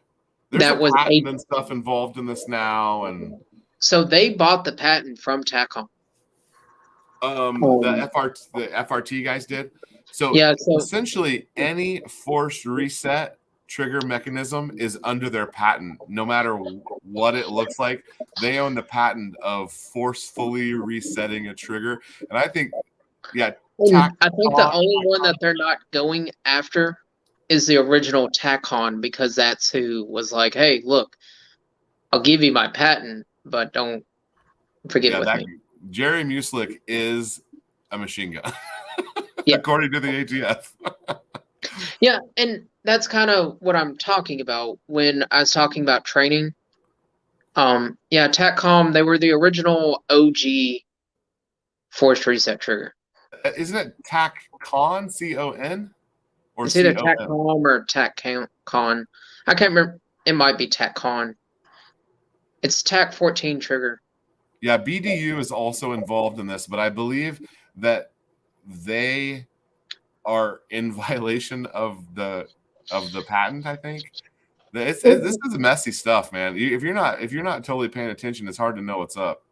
And that's a lot of the problem with it, and that's kind of what I was wanting to talk to you about this weekend, and see about you and I doing last weekend, you and I doing a live stream. But between everything, like, you have life going on, I have life going on. You've got your business, I've got mine, so on and so forth. Our adult jobs, or so on and so forth, things like that. And that's kind of the hard part about it all is,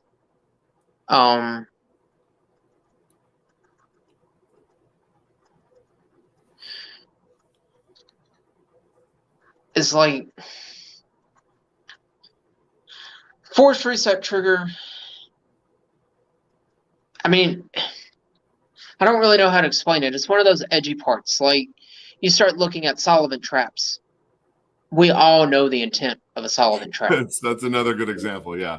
Everybody knows the intent of, and when I randomly stop talking, I stutter. So when I randomly stop talking, it's because I'm catching myself starting to stutter. So I stop where I don't sound like a total idiot. So it's not that I lose my train of thought or anything like that. It's that I catch myself getting ready to stutter, so I stop. But those edgy parts, i.e. your bump stocks, your slide fires, there's so many, a rubber band, so much stuff that is super on the edge of edginess, I guess, is the best way to put it. It's not really straight edge because... Are you familiar with these wind chime kits that this 3D... So the 3D print gun community is pretty interesting. and they have this wind chime kit that they're using as the barrel for one of these things. And that's a tricky one to me because clearly the wind chime manufacturer is not intending on their wind chime to be used as a barrel. Well, nor is the shoelace company that's making shoelaces. Well, exactly. Or the rubber band company making rubber bands. We can admit this is a tough job. So well, and that's what I'm talking about. Of one of the things that, like when we were talking about 80%, it's not that I'm opposed to them, but with what I do on a professional level and what I do on a personal level with my firearms, like there's the edginess of everything that I don't want to cross that bridge of. Does that make sense? Right. Like just from a professional level, what I do as a profession, it's not worth risking over. I'm not going to risk a $100,000 a year job over a cheap suppressor. Yeah, a cheap suppressor or a force reset trigger or a slide fire or a bump fire or anything like that, or even as something as frivolous as what you and I do view 80% lowers as is frivolous, it's still not worth it to me. It's sad that it's not that it's in one way it's sad that it's not worth it because, like, maybe it's a financial thing or whatever.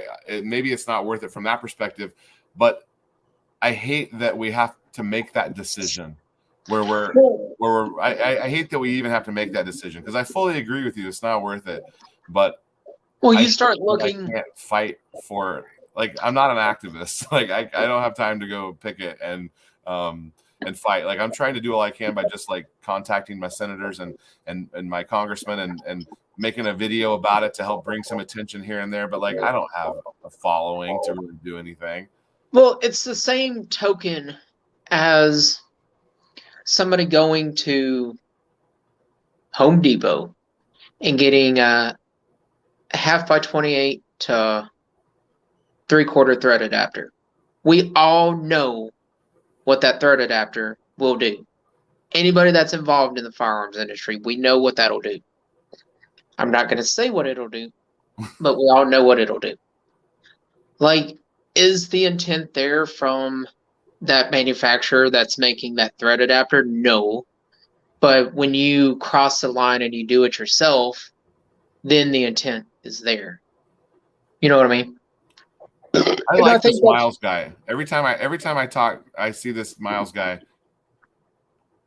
He even sent me something one time. He sent me some bullets to reload, and a little patch that he made.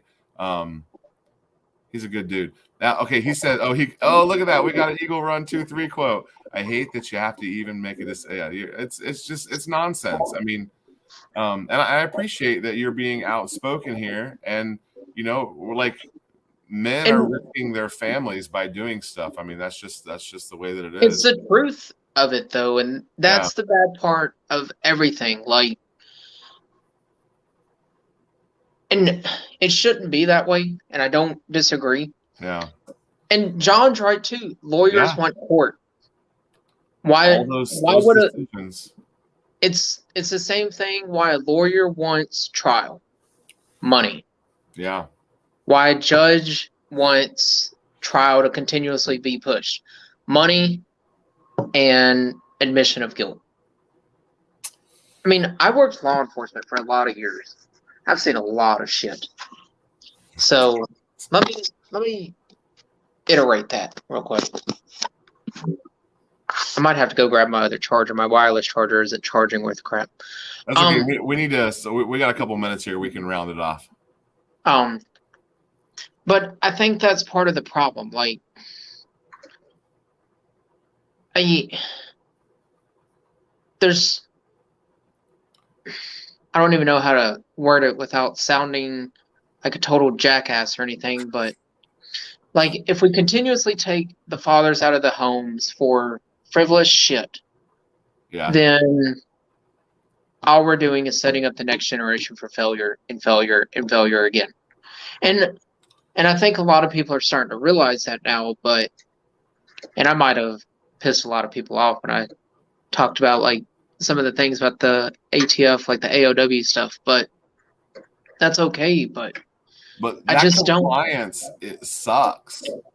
It, compliance does suck, but Because we're back to my quote here that you have to make that decision. Like and they want you to not, they want you to make that decision, and they want you to be in a position where you're not risking it, because then like we see, and I know you know this, like we see what they're doing, but they've made it to where the cost of play is so high that people don't play. well, it's the initial thing with the whole $200 tax stamp. When the $200 tax stamp was initially founded, it was meant to keep poor people from A owning barrier, right? certain things. Now, it was never adjusted with inflation, thank goodness, because could you imagine now if it was adjusted with inflation, I you would think be someone talking, said it would be $1,800. I think I heard that. yeah, $1,800 to Something $2,000 like for that. a tax stamp. Yeah, Like, that's cost prohibitive for yeah, most cases. and that's where the true infringement comes on, is where is cost inhibitants worth the, I guess, lack of better terms, non-infringement? Because you Well, got to pay to play no matter what you do, whether it be a small business, so on and so forth. You still got to pay to play. yeah, always. And it's not just firearm things. Like I'm fighting with the city that I live in about things that are happening on the street, you know, behind my house from they've made this road and they made it wrong. And I think that they're tired of me complaining about it. But they just slow play it. I mean, I've been doing this for like 2 years. I've been fighting with them about street lights and like stuff like that. And it's like I don't have time to fool with it every single day. And Well, when I got my initial FFL license here where I live, so like my home is my FFL. It's where all my, we'll put that on a t-shirt, Miles. like, when, in order for me to get my CNR, Curio and Relics FFL here, I literally had to fight with my city. And I live in a small town here in Kentucky. Like, it's small. Like, I had to fight with them because there was already 2 FFLs in town. I'm not selling. Yeah. This is literally for my collection. Yeah. That I have. Why did I have to fight with you? Yeah. And I don't think they're doing it. You got to be a brick and mortar, I think, nowadays. not with the Curio and Relics. Oh, not with a CR. Okay. No, not with that type. Like, I got the letter from the ATF over the force reset triggers. It has nothing to do with me. I have a Curio and Relics. Why the hell does that matter? Yeah. Like, but I got that letter. I don't even deal with them. Yeah. But I got the letter. Like, why did I get this letter? It doesn't even pertain to me. But anyways, long story short, like, I had to fight with them over that. And then I've owned my property here that I have going on 10 years. And like, a lot of it's helped now that my neighbor that just bought the house up the road from us, he's police. Like, that helped a lot with the speeding through here. But I mean, I studied engineering in college. Yeah. And my neighbor across the street, she's an engineer. And we both wrote up plans on how to put speed bumps in this road to slow people down, because people used to fly down my road. It's 25-mile-an-hour road. People were doing 75, 80. Yeah. And there's kids that live on my road. Yeah. But it's out on the edge, and people like, I'm going to zoom it. And I'm not necessarily on the edge of town. Like, I'm on the edge of town, yes, but I'm still technically city limits. Oh, city limits. Okay. Technically, like, the backside of my house is county. you said police. My He bad. did say police. Sometimes I say police. But like, the backside of my house is in the county, the front side of my house is in the city. Okay. So that's how we say police around here in Kentucky. Sometimes I stretch it out and say police, but that's how we say it around here. All right. Um, Well, what's going? Anything you want to plug on your channel? If someone is willing to, would you put a link to Bending Ballistics? I've got a couple of. Oh, you know what? I need to make Miles. Forgive me, Miles. I'm making you a moderator right now. I should have done that already. You were a moderator, Miles. I think he said he's. Oh, did he say he's going to be right back, or he was making fun of? I think he was maybe talking to Emmy. Anyway, if someone can leave a link for me for Bending Ballistics, if you can copy that and put that into the chat here, that would be great. I think Emmy is also a moderator. Yes, he is.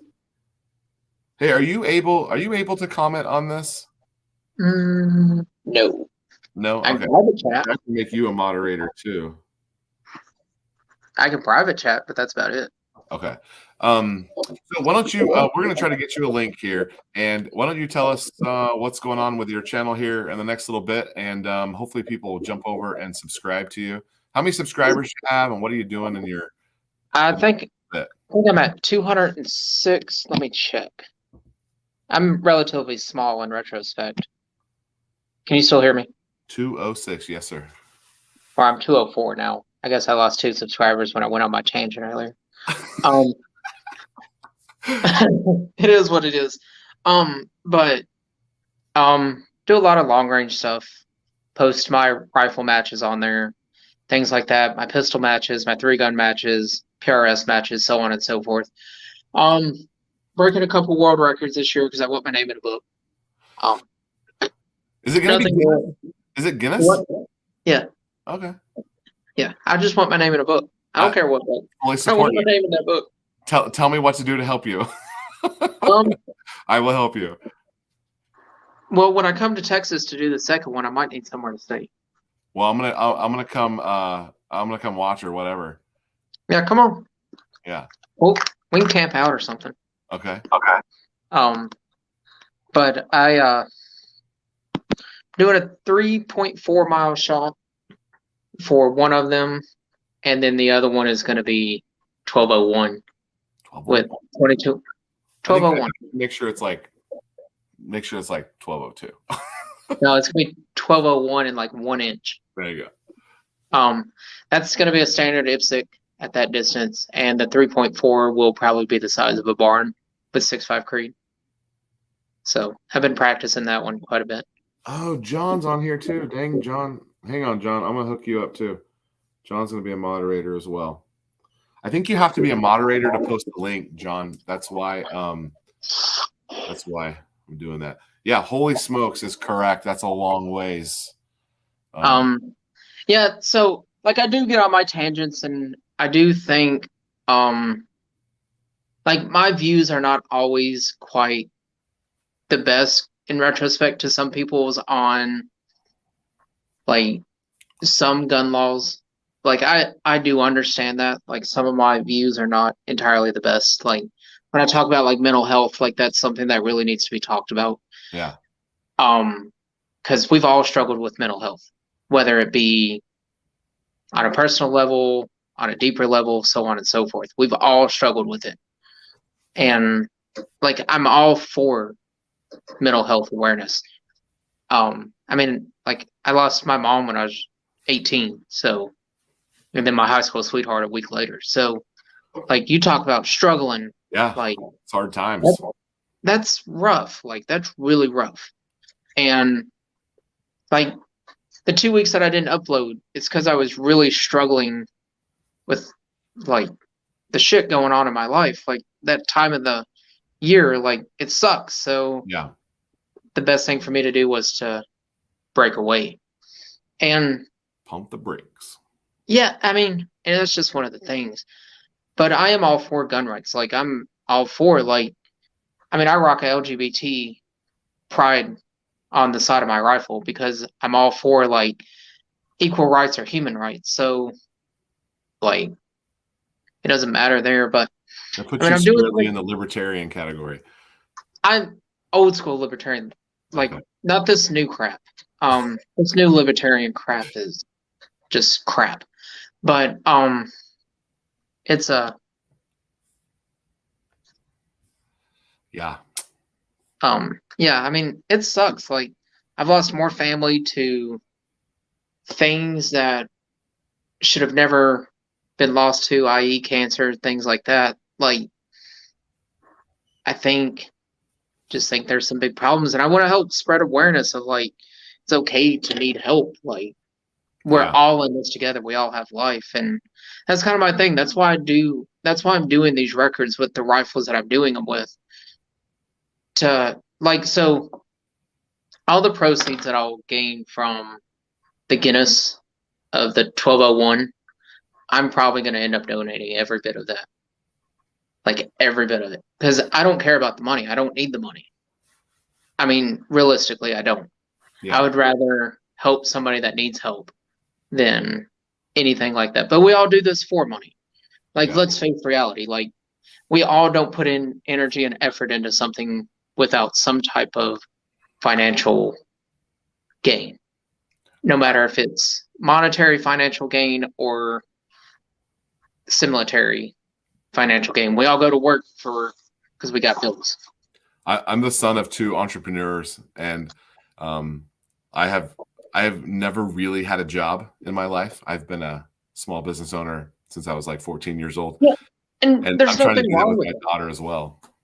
Like, and that's the thing. Like, I think, um, no, Isaac could use the money. I mean, I get it, man. Like, but that's one of the things. Like, I Thanks would for rather. watching, Normalizer. Good to have you, brother. But are you subscribed to my channel? Are you so? I've seen him comment before. I don't know that I know him that well, but definitely have seen him before. Um, John, I found Bending Ballistics from CRS. yeah, I followed his that's when I channel. started my channel. Was before Yeah. when Matt was struggling with his what was it, 300 PRC? When Matt was Yes. struggling with that, him and I used to talk on the phone, and I would tell him, "This is what you need to do." I've got the and so something about me, like I'm very humble. Like I have first place trophies. I have second place trophies. I have world trophies and shit like that. You But need to I'm set very those up humble. behind you. Yeah. I'm very humble. They might be on that wall back there, but at the end of the day, I am no different than anybody else. Like no Except you different. have a first place trophy. But I'm no different. And Like those things build you up though. You don't have to brag about it, but they build you up. Those are things that no one can take away from you. no, that's They true, but made you into who you are. yeah, and maybe I am a little arrogant. And I won't argue that I might be just a tad bit arrogant because I am. I'm not even gonna lie and say that I'm not because I am. No, But dudes are a um little arrogant. Dudes are just a little arrogant. I mean, that's just kind of the way we kind yeah, of see I it that mean way. you're not wrong. Thank you for the sub. Um and but like anytime I'm at the range, so yes, I go to a private range. Yes, there's individuals that come to the same private range that I shoot on. And anytime one of their kids are out there with them and they ask to shoot any of my rifles, any of my ammo, I don't care. Go shoot it. Hey, hey, hey, hey. But are you subbed to my channel? It might be a little bit arrogant, but are you subbed to my channel? Look at this right here. I'm subscribed. Thank you, So, sir. so is Normalizer. Thank you, Normalizer. And I know John is. John is good people. So John's I've on my channel a lot. Yeah, I was gonna say. So that's how I found you, was because I was trying to learn. I kind of am wanting to dabble in some long range stuff, and I felt like after just watching some of your videos, I felt like you would be a good one to follow up with. And I don't know, I don't remember exactly how we actually exchanged phone numbers. I think maybe we were messaging on Instagram or something. Yeah. Which you want to plug your Instagram? Yeah, It's Bending Ballistics, isn't it? Yeah, it's bending_ballistics, I believe. Bending_ballistics. Okay. No. And mine is just Eagle Run 23 on. Yeah, it's bending_ballistics. Yeah. On there. That's my Instagram. I respond to everybody. Like, I might not respond right away, But I help anybody. I get more questions in my DMs over things that for you and myself might sound like really frivolous things, but I would rather somebody ask a frivolous question versus not ask at all. There's a guy on he's actually on my channel, and then he's also on my Instagram. Very, very young, bought his first 6.5 Creedmoor. And Mario has asked me a lot of questions. I mean, I'll throw his name out there. I'm not gonna throw his last name, but said Mario might have a friend named Luigi. I don't know. But he's asked me a lot of questions, and Mario has been one of the people that, even though because you do live reloadings, I think I do a lot of live reloadings, Mario was actually on my last live reloading, and he was asking me questions about like what I was doing, why was I doing it, so on and so forth. And I explained to him like your case prep process, like things like that. A lot of my live reloading, I'm going to be brutally honest, is me trimming cases. Sure. I mean, I'm going to be brutally honest because when I start throwing powder, I really need to focus on what I'm doing. I'm dealing with extreme pressures. Like I load compressed loads. I load very hot loads. Crunch. So when I load, I need to focus a whole lot because last thing I want to do is double charge something or overcharge something with the type of loads in which I'm throwing. I mean, a full grain off can be very catastrophic. Yeah. Like I'm pushing pressure edges. And I have a lot of time doing this. So me doing this is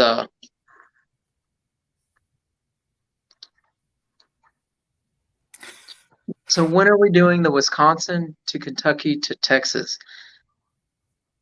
That's too far to shoot, Miles. I don't think he can drop them in that far. I don't know. Have you ever seen? Do you know what the Coriolis effect is? Wait, so you're not a flat earther? No, I've seen the curve in the earth. Oh my gosh! I might be like Jeff Bezos and went up to space with him for 22 seconds. I'm joking, but that'd be cool. But anyways, no, I'm not a flat earther. Like the Earth is not flat. But do you know what the Coriolis? I do. Yes. That's some serious math, and I love math. So maybe I'm weird. I don't know, but I do love math. You would need some horsepower to get a So anyway, what do you? So Miles, what are we talking about here? Are we talking about? Are you talking about road tripping? Are you talking about road trips? A little road trip. I'm going to the Grand Canyon this summer. I just found out. My wife planned this trip. Are you? I might be out in your neck of the woods before long. If I am. It curves right in the northern hemisphere. Yeah. It curves every direction in the equator. Oh, we got it. Look at John coming through in clutch. John is good people. John has asked me a lot of questions too. Like John and I talk pretty frequently on Instagram. John is that blue wrench, and he's going to town. Yeah. John's good people. He's asked me a lot of questions. Him and I kind of had I don't really want to say a disagreement, but a different. Yeah, on sandbags, shooting bags. And until like I actually dropped my first shooting video, because I wanted to do a lot of my stuff in here. Because I don't know, I was weird about shooting on YouTube and stuff like that. And now that's all I do is just literally shoot. I don't do the inside stuff anymore. I've actually taken all those videos down, and I'm like, yeah, whatever. Well, if you build up your channel with shooting and then you end up one day getting monetized, I'll have to split it up. You'll hurt yourself because your views, that's definitely what happened to me. So I got a couple minutes here. I need to jet, but let me just I'm on Eagle Reload's channel, and it looks like most everyone here in the comments is probably a reloader. I am new to reloading. I have not even been reloading for a year, and my expertise right now is in the 9mm. I'm feeling very confident with my 9mm. I'm trying to do more rifle, and I've worked on 6.5 Creedmoor. There's going to be more 6.5 Creedmoor coming, and then apparently we're going to be Grendel. I think you're gonna like the Grendel. You will like the Grendel. Like honestly, you're gonna like it. It's a little fickle to tune. Well, But I once feel you like I tune might need to repole this with the blackout. I mean, no, don't do it. If you're gonna repole it with something, repole it with the 458 SOCOM, and I can teach you how to anneal 50 AE brass. I gotta stay out of the weeds, man. Get out of here. I gotta I stay love out my of the weeds. 458 SOCOM.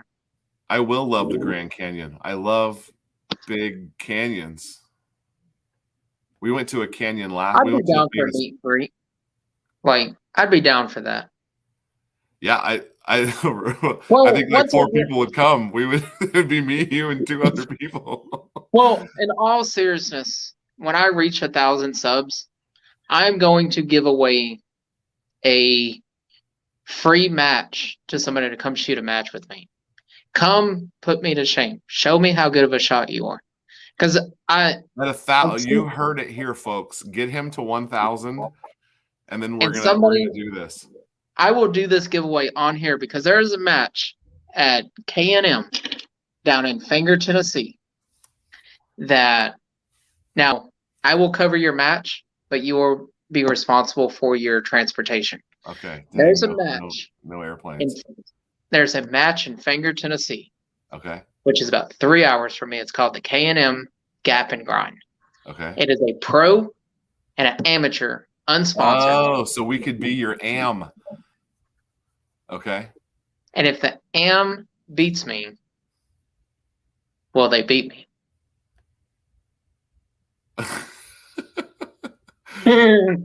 Okay. It's all long range rifle.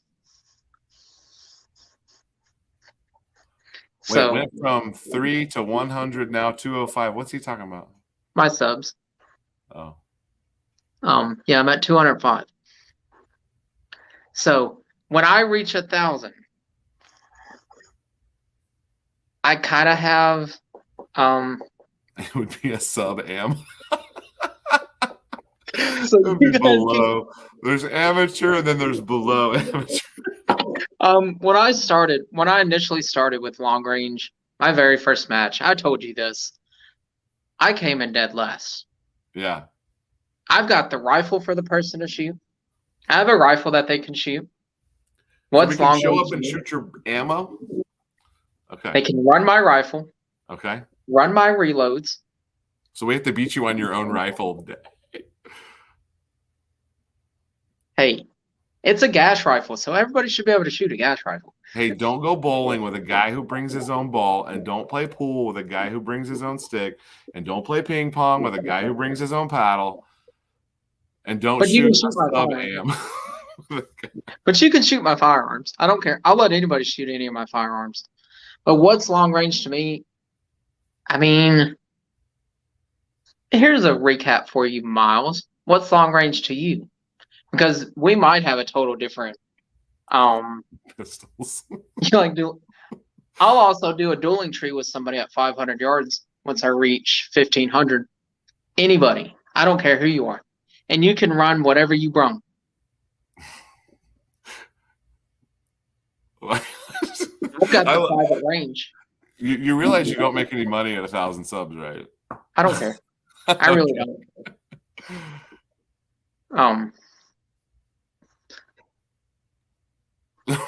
Stop it.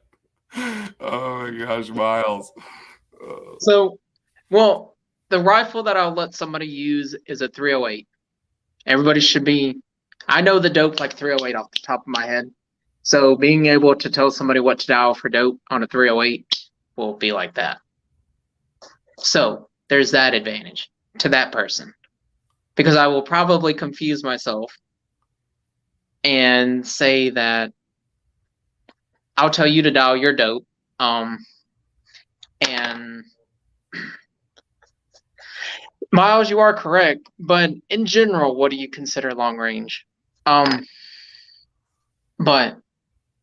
I don't care about the money. Emmy says, I think Emmy's saying that 500 yards, anything past 500 yards is long range, I think.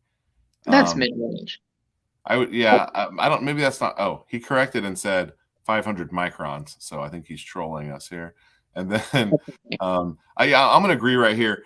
In general, anything over 1,000 yards, I would say is long range. But like, obviously, like your 9mm at 800 yards is long range. I mean, 500 dope at 4 grams. This is great. But no, I consider long range anything over 500 to 1,500. I can hit an elk-sized bread box. Well, just for you, Emmy, I've got moving targets at 600 yards for you to hit. Which I'm curious, would people be interested in watching me shoot movers at 600 yards? Like the ones that, do you have a place you can go that does that? We're putting them in at the range. We're putting them in at 400, 600. You got people down there with a stick? No, it's so I know a lot of these people don't know what I do for a living. Rage door. And that's okay. But just know I studied engineering in college. So if that helps anybody kind of understand what I do.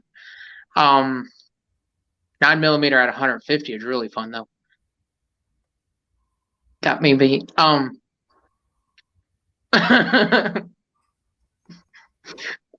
Yeah, so I'm probably gonna show some footage of me shooting movers at 600 yards. 100%, go for it. Like that's a legit thing that we're waiting on. So the range that I shoot at, we're doing some more work on it. I know you've seen like the videos of it. And anybody that subscribes to my channel, they'll be able to see videos. I maybe should post my footage of where I smoked a walking or a running coyote at 663 yards.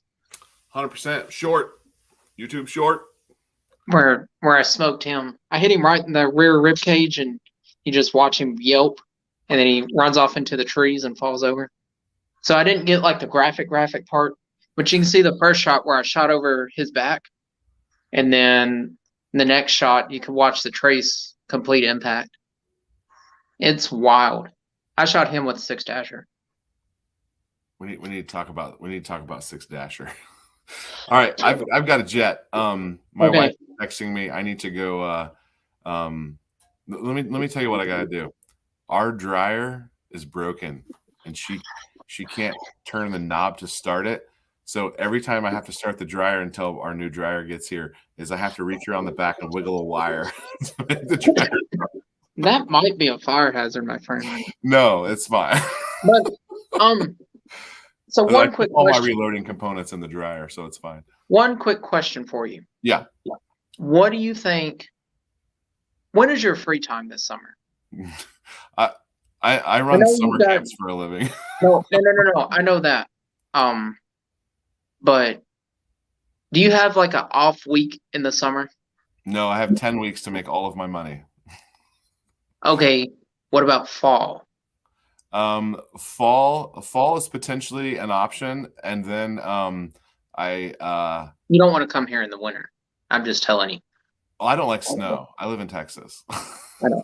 I'm not visiting snow. No, thank you. But I'm thinking you and I maybe work a collab together where you come up and I give you one-on-one shooting lessons at long range distances with movers and a dueling tree. Movers and a dueling tree. Yeah, Miles is signing off. Thanks for the fun. Yeah, free time. Summer. I haven't. You know what I do for a living, but I haven't. Yeah. No one else knows what I do for a living. Well, and that's not what I was saying. Like, you know what I do for a living, right? But Like I'm very private. Like I don't want anybody knowing like where I work because I don't want people showing up at my work. Yeah. But this summer or this fall or That'd something, be fun. Let's work on that. I think you should come up and let me do a one-on-one long range coaching with you. Okay. One-on-one. We can shoot my 6.5 so I can get it dialed. Yeah. Okay. That's all right. And then I'll let you shoot a real 6.5. Okay. Okay. That way Maybe I'll have my 8.6 blackout up and running by then, and we can talk about that. Well, if you have that running by then, I might take a 300 blackout out to 1,000 yards.